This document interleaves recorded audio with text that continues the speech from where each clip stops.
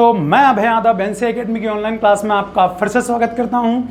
आज हम लोग एग्जाम ओरिएंटेड क्वेश्चंस को यहां पर देखेंगे, क्योंकि लगभग मैं आपको टाइप मैंने खत्म करवा दिए हैं। जो भी हमने टाइप पढ़े हैं उनसे रिलेटेड क्वेश्चन, उनके जो एडवांस क्वेश्चंस आते हैं एग्जाम में, उनको हम लोग देखेंगे। आप किसी भी एग्जाम की तैयारी कर रहे हैं, ठीक है, अगर आप सही से सारी वीडियोस को देखते हैं तो हर एग्जाम के लिए बेनिफिट होगी। ओके, तो आज का सेशन स्टार्ट करते हैं पहले क्वेश्चन से। जो पहला क्वेश्चन है, लिख रखा है कि तीन प्राकृतिक संख्याएं हैं, किन्हीं दो संख्याओं का औसत तीसरी संख्या के साथ जोड़ा जाता है तो 24, 20 तथा 18 प्राप्त होता है, तो तीनों संख्याएं ज्ञात करें। पहले आप इसको खुद से करने की कोशिश करना, ठीक है, फिर आप सॉल्यूशन देखना। देखिए, काफी अच्छा सवाल है। सॉल्यूशन देखते हैं हम लोग। अगर कुल तीनों संख्याओं का योगफल मैं निकालूं, कुल जितनी भी संख्याएं तीन है, संख्याओं का योगफल बराबर, तो यहां पर लिखा हुआ है 24, 20 और 18। डिवाइड करूंगा 2 से तो कुल मिला के ये आ जाएगा आपका कितना, 62 डिवाइड किया 2 से, यानी आ गया 31। यानी तीनों संख्याओं का योगफल आ गया 31। अब हमसे तीनों संख्याएं अलग अलग पूछ रखी हैं, तो अलग अलग निकालने का तरीका आप ध्यान से देख लीजिए।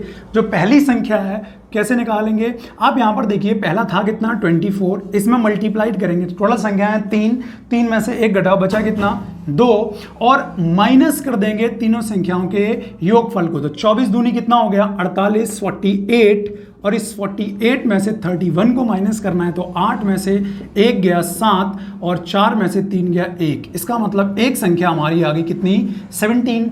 नेक्स्ट संख्या देखते हैं, अगली संख्या। अगर हमें सेकंड नंबर निकालना है तो आप देखेंगे सेकंड में क्या है, दूसरी कितनी थी 20, इसमें मल्टीप्लाई करेंगे 2 से और माइनस जो कुल योगफल है कितना 31, तो 20 दूनी 40, 40 में से अगर मैं 31 माइनस करूं तो आएगा कितना 9। ये आ गई आपकी दूसरी संख्या। अगर मैं थर्ड नंबर की बात करूं, तीसरी संख्या की बात करूं, तो आप तीसरा देखेंगे है कितना 18, तो 18 में मल्टीप्लाई करूंगा 2 से और माइनस 31, तो 18 दूनी 36, 36 में से 31 गया कितना आएगा 5। ये अलग अलग संख्याएं निकल के आ जाएंगी।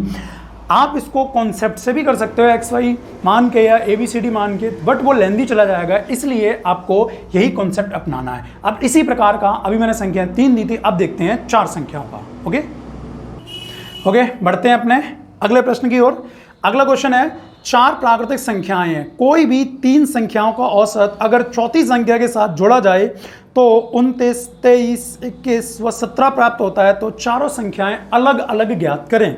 तो देखिए, अभी मैंने आपको बताया कि अगर इनका योगफल निकालना है, चारों संख्याओं का योगफल, तो योगफल निकालने का सीधा तरीका आपको बता दिया है। क्या करना है, जितने भी ये दे रखी हैं 29, 23, 21 और 17, इन्हें आप जोड़िए और भाग लगाइए 2 से। अगर आप ऐड करोगे तो आएगा कितना 90, और आपने 2 का भाग लगाया, इसका मतलब योगफल आ गया आपका चारों संख्याओं का कितना 45, 45।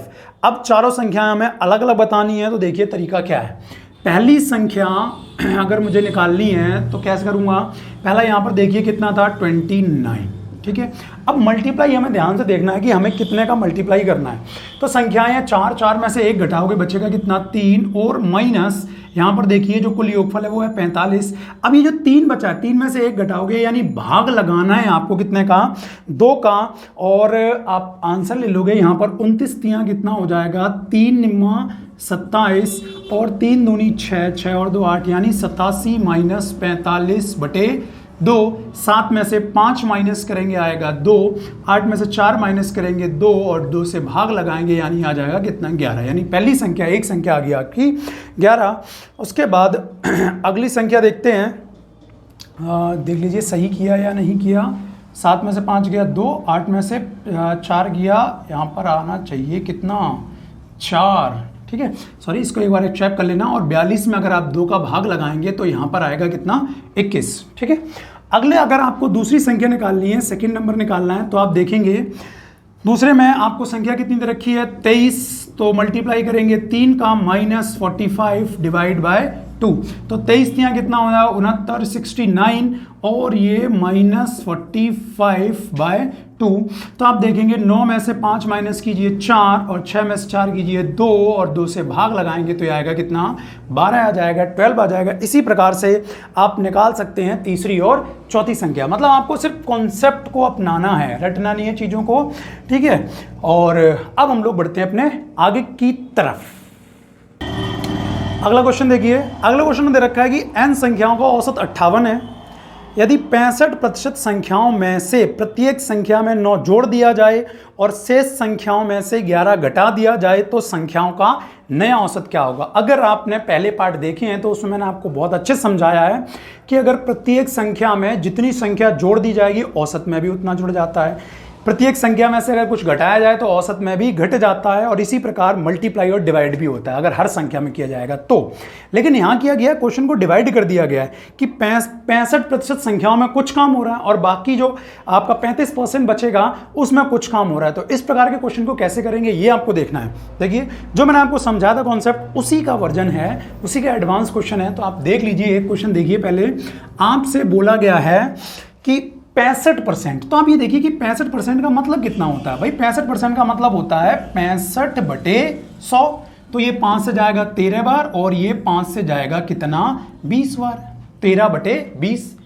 यानी जो टोटल अगर मैं संख्याओं की बात करूं, टोटल संख्याएं हैं कितनी 20 हैं, और इन 20 संख्याओं में जो 13 संख्याएं हैं, इन 13 संख्याओं में क्या हुआ है कि प्रत्येक संख्या में 9 जोड़ दिया गया है। इसका मतलब 13 निम्मा कितना 117 बढ़ गया है। और बाकी शेष संख्याएं आप 20 में से 13 यूज कर चुके हैं, बाकी संख्याएं बची कितनी है 7। और बाकी शेष संख्याओं में क्या हुआ है कि 11 घटा दिया गया है। तो सीधी सी बात है हर संख्या में 11 घटेगा, यानी 7 संख्याओं में 11 घटेगा तो 11 सत्ते कितना, ये आपका घट जाएगा 77। तो आप ये देखिए कि ओवरऑल एवरेज में हो क्या रहा है, वृद्धि हो रही है कमी हो रही है। भाई 117 बढ़ा है, 77 कम हुआ है, ठीक है। यानी औसत में ओवरऑल क्या हुआ 117 माइनस का 77, यानी कितना आ गया, ये 0 आ गया, 11 में 7 गया 4, यानी 40 की वृद्धि हुई है। और जो ये वृद्धि होगी वो कितनी संख्याओं में होगी 20 संख्याओं में। इसका मतलब 20 दूनी कितना 40, यानी जो भी औसत होगा उस औसत में वृद्धि हो जाएगी कितने की 2 की। यानी जो औसत दिया गया था क्वेश्चन में लिख रखा है n संख्याओं का औसत 58 है। तो अब क्या हो जाएगा, जो हमारा नया औसत आएगा वो बताइए कितना होगा। भाई जो औसत है वो है 58 और वृद्धि होगी 2 की, तो नया औसत 58 और 2 कितना हो जाएगा 60। अब देखते हैं हम लोग अगला क्वेश्चन, इसको ध्यान से देखना, अच्छा क्वेश्चन था। अगला क्वेश्चन देखते हैं, इसी प्रकार का बेहतरीन क्वेश्चन होगा, आप लोगों को समझ आ गया होगा तो आप कर सकते हैं। देखिए मैं सवाल को पढ़ता हूं, आप लोग करने का कोशिश करना।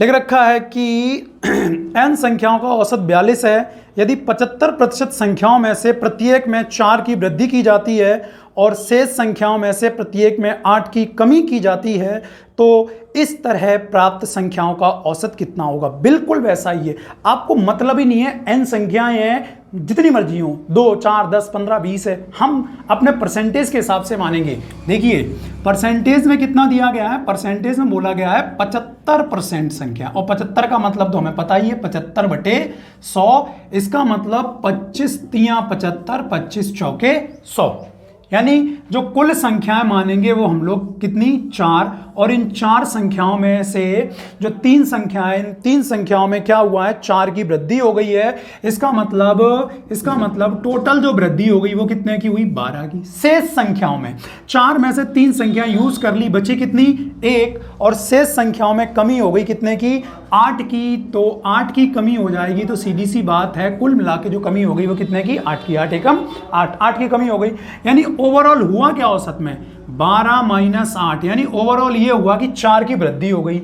और मैं आपको पहले ही बता चुका हूं कि जो भी वृद्धि या कमी होती है जितनी संख्याएं सभी में बटेगी। कुल संख्याएं हैं कितनी 4 में, इसका मतलब औसत में, ठीक है, जो वृद्धि होगी वो होगी कितने की 1 की। तो आप ये देखिए पहले औसत था कितना 42, तो नया औसत कितना होगा बताइए भैया, बोलिए भैया कितना होगा। जो नया औसत हो जाएगा आपका वो हो जाएगा 42 प्लस का 1 और बराबर में कितना 43, 43। अब देखते हैं अपना अगला क्वेश्चन। अब चलते हैं अपने अगले क्वेश्चन की तरफ। अगला क्वेश्चन देखिए, पहले मैं पढ़ देता हूं क्वेश्चन को, ठीक है, और आप खुद से ट्राई करेंगे उसके बाद सॉल्यूशन। लिख रखा है कि एक परीक्षा में 273 विद्यार्थियों के औसत प्राप्तांक 69 हैं। लड़कों की संख्या का लड़कियों की संख्या से अनुपात 10:11 है एवं लड़कों के औसत प्राप्तांक लड़कियों के औसत प्राप्तांक की तुलना में 20% ज़्यादा हैं, तो लड़कियों के औसत प्राप्तांक ज्ञात करें। तो आप देखेंगे, पहली बात, इसको एलिगेशन से नहीं करेंगे हम लोग। कैसे करेंगे? हम लोग करेंगे, ये देखिए, ये हैं बॉयज़, ये हैं बॉयज़ और ये हैं गर्ल्स। तो इनका रेशियो दे रखा है, कुल कितने हैं, टोटल कितने, हमें कोई मतलब नहीं, हमें मतलब है अनुपात से। अनुपात देखिए कितना दिया हुआ है, अनुपात दे रखा है 10:11, यानी लड़के अगर 10 हैं तो लड़कियां कितना, 11 होंगी, ये अनुपात दे रखा है। आगे हमसे बोल रखा है कि जो लड़कों के औसत प्राप्तांक हैं वो लड़कियों से 20% अधिक हैं। तो मेरे भाई 20% का मतलब कितना होता है, 1/5, यानी 5 और 1 कितना, 6 हो जाएगा। यानी अगर लड़कों के औसत प्राप्तांक 6 हैं तो लड़कियों के बचे कितने, 5। तो आप यहां पर देखेंगे, ये तो संख्या थी, ये संख्या थी, और ये क्या था, ये औसत था, ये था औसत। अगर मुझे योगफल निकालना हो तो आपको पहली क्लास में बताया, योगफल निकालने के लिए क्या करते हैं, संख्या में औसत का मल्टीप्लाई कर देते हैं। मतलब 10 छिक्का कितना हुआ, 60, और यहां पर ये 11 पंजे कितना, 55। तो अब आगे देखिए, क्या हमसे बोल रखा है, आगे हमसे औसत दिया गया था 69। अगर हम लोग औसत निकालें तो कैसे निकालेंगे, जो बॉयज का कुल योगफल कितना आएगा, 60 + 55 और बटे कुल संख्या कितनी है, 10 और 11 कितना हो गया, 21, और बराबर में औसत यहां पर इन्होंने दे रखा था 69। अगर आप इसको ऐड करेंगे तो कितना हो जाएगा, 115/21 बराबर में 69। काटिए, 23 से 5 बार जाएगा और 23 से 3 बार जाएगा, तो ये हो जाएगा 21 तियां कितना हो गया, 63, यानी 5 बराबर हो गया 63। हमसे पूछा गया है तो लड़कियों के औसत प्राप्तांक ज्ञात करें। तो देखिए, लड़कियों के औसत प्राप्तांक का अनुपात कितना है, 5, और 5 का अनुपात कितना, 63। इसका मतलब लड़कियों के औसत प्राप्तांक कितने आ गए, 63। अगर बाई चांस हमसे लड़कों का पूछ लिया जाता तो आप ये देखिए कि लड़कों का जो औसत प्राप्तांक कितना है, 6, मतलब उससे 1 ज्यादा है, तो आप यहां पर 1 का मान निकाल लीजिए। 5 बराबर, अगर मैं दोबारा समझा देता हूं आपको, 5 बराबर अगर 63 दिया है तो आप 1 बराबर निकालेंगे, 12 पंजे 60 बचा 3, यानी 5 से 5 छिक्का 3, यानी कितना आ जाएगा, 12.6 आ जाएगा। तो अब ये देखिए कि जो लड़के का जो औसत प्राप्तांक है वो 1 ज्यादा है और 1 का मान है 12.6, तो जो लड़के का जो औसत प्राप्तांक आ जाएगा वो कितना आ जाएगा, लड़की का कितना है, 63, और 63 से ज्यादा कितना है, 12.6, मतलब 0.6, 3, 2, 5, 6 और 1, 7, यानी लड़के का आ जाएगा 75.6। ओके, अब बढ़ते हैं हम लोग अगले प्रश्न की ओर। अब देखिए अगला प्रश्न इसी प्रकार का एक और देख लीजिए। लिख रखा है कि एक कक्षा में छात्रों की संख्या 75 है, जिनमें से 33 से 1/3% लड़के और बाकी लड़कियां हैं। देखो, चाहे परसेंटेज दिया जाए चाहे सीधा अनुपात दे दिया जाए, बात दोनों एक ही होती है। जैसे मान लो 20% दिया है, 1/5, 1:5, ठीक है, तो दोनों में कोई अंतर नहीं है। लड़कियां हैं, लिख रखा है कि लड़कों के गणित में औसत अंक लड़कियों की तुलना में 66 सहित 2/3% अधिक हैं। यदि सभी छात्रों का औसत स्कोर 66 है तो लड़कियों का औसत स्कोर ज्ञात करें।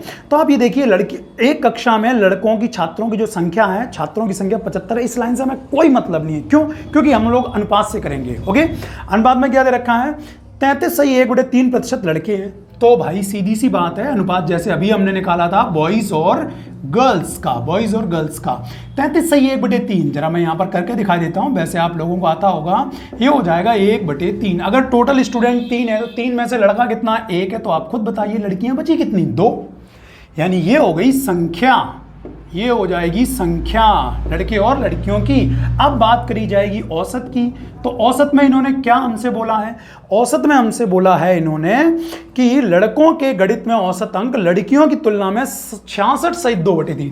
अब आप ये देखिए, 66 सही 2/3% ज्यादा है, तो 33 दूनी 66, और यहां पर देखिए 1 दूनी 2, तो सीधी सी बात है ये भी 1 दूनी कितना हो जाएगा, 2, मतलब 2/3। सॉल्व करने की आपको जरूरत ही नहीं है। अगला क्वेश्चन आगे हमसे बोल रखा है ज्यादा है, इसका मतलब सीधे सा है, जो लड़कियों का जो औसत होगा वो होगा 3 और लड़कों का ज्यादा है, तो 3 और 2 ज्यादा कितना हो गया, ये हो गया 5।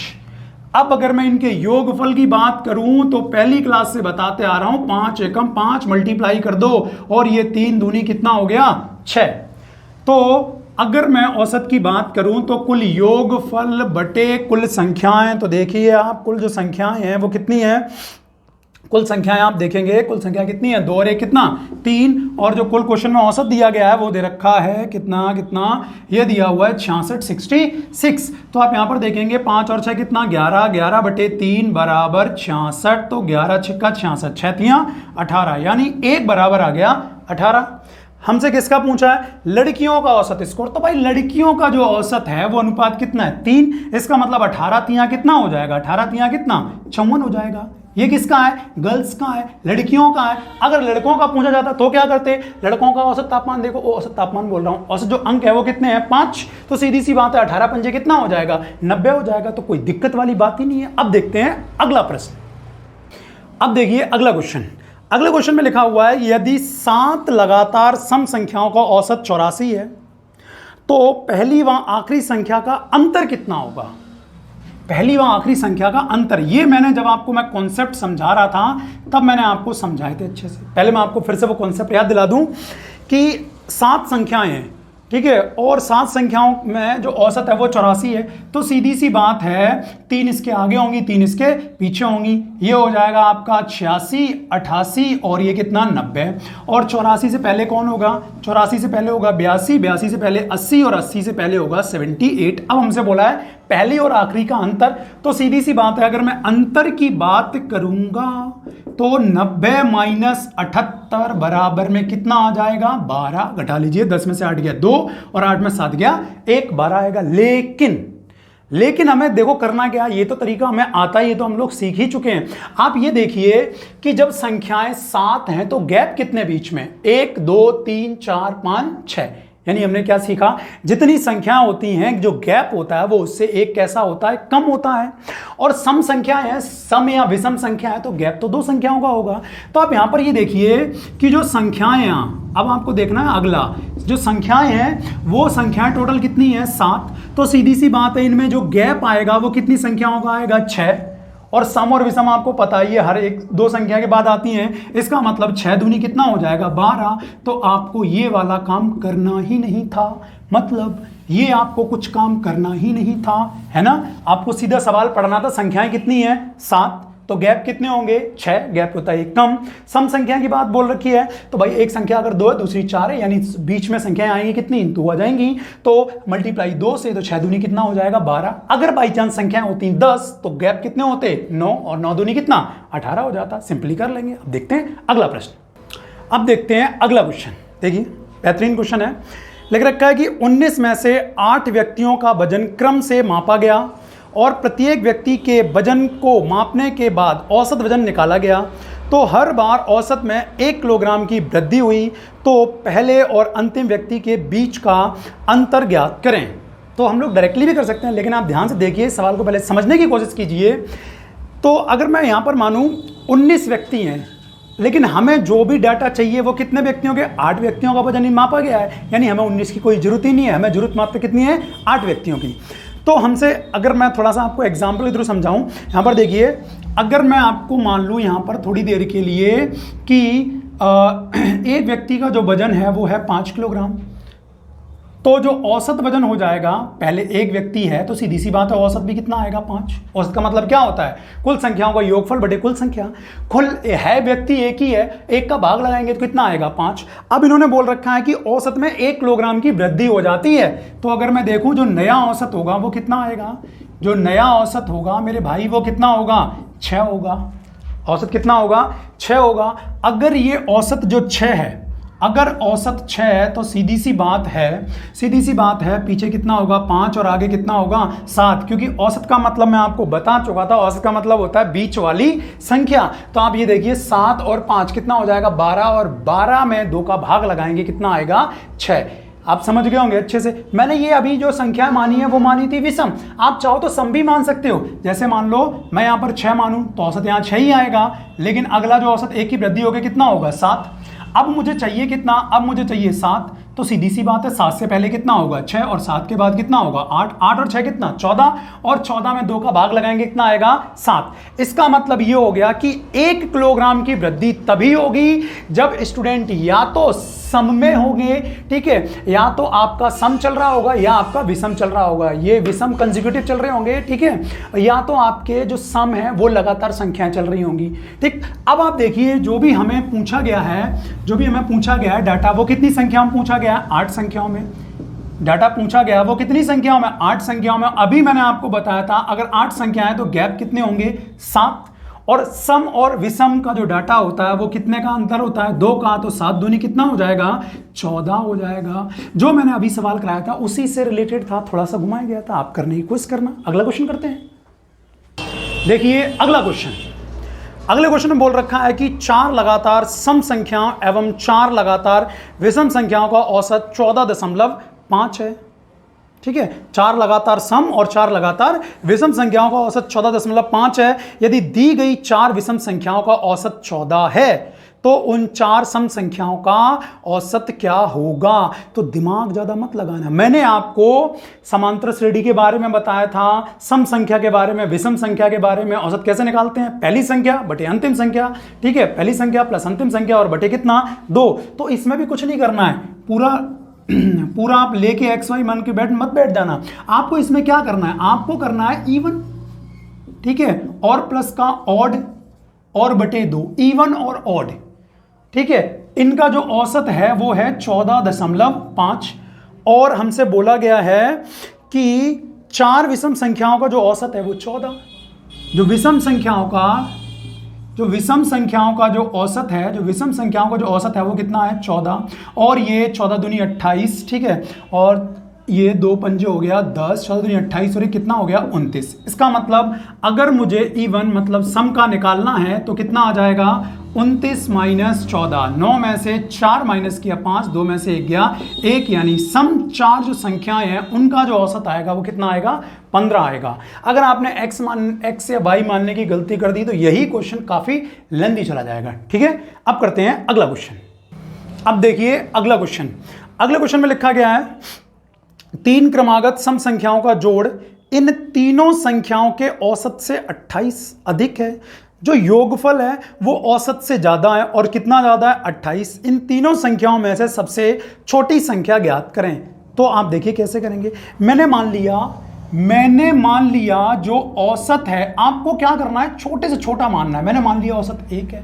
संख्याएं कितनी है? 3 है। संख्याएं कितनी आप देख लीजिए, 3 क्रमागत संख्या।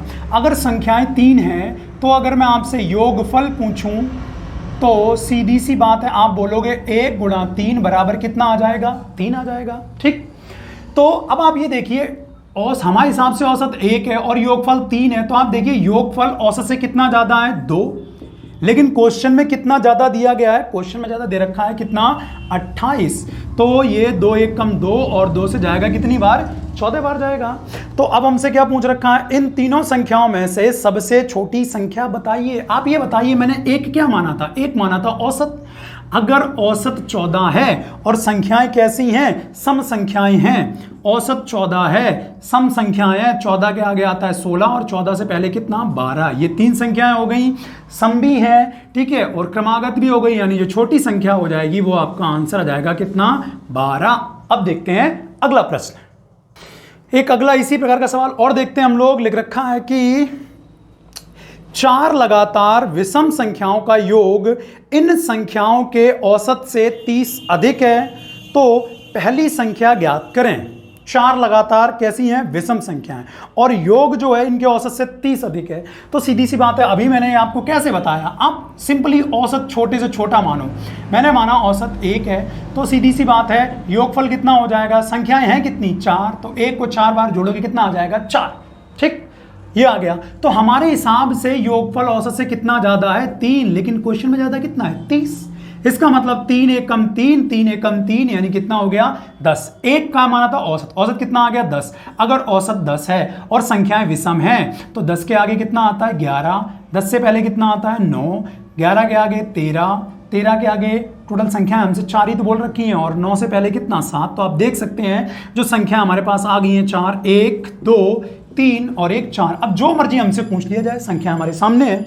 हमसे क्या पूछा गया है? हमसे पूछा तो पहली संख्या ज्ञात करें। तो आप सिंपली देख सकते हैं जो पहली संख्या हमारी आएगी वो आएगी कितनी? 7 7। ओके, अगला देखते हैं क्वेश्चन इसी प्रकार का। अब देखिए अगला क्वेश्चन लिख रखा है कि 5 लगातार विषम संख्याओं का औसत ज्ञात कीजिए यदि पांचवी संख्या और पहली संख्या का अंतर 8 है। पांचवी संख्या और पहली संख्या का अंतर कितना? 8 है और पहली दो संख्याओं का योग पांचवी संख्या से 5 अधिक है। 5 लगातार विषम संख्या हैं। आप ये देखिए, 1, ये 2, ये 3, ये 4 और एक ये 5। तो 5 संख्याओं में अगर देखा जाए, अगर विषम संख्या, अगर मैं इसको x मानूं तो सीधी सी बात है ये x + 2 आ जाएगा। और जो पांचवी संख्या है और पहली संख्या के बीच का जो अंतर है वो 8 है, तो सीधी सी बात है ये कितनी हो जाएगी? x + 8 हो जाएगी। अब हमसे क्या पूछा है वो देख लीजिए। हमसे बोल रखा है कि पहली दो संख्याओं का योग पांचवी संख्या से 5 अधिक है। पहली दो संख्याओं का योग x + 2, ये जो योगफल है वो जो पांचवी संख्या है, ये पांचवी संख्या इससे अधिक है कितना? 5। जोड़ दीजिए तो ये हो जाएगा आपका 2x = और इज इक्वल क्या? +x इधर आके किसका हो जाएगा? माइनस का। 8 5 13, 13 उधर जाके ये 13 हो गया, प्लस का 2 उधर जाके माइनस का, तो यहाँ बचेगा x और यहाँ बचेगा कितना?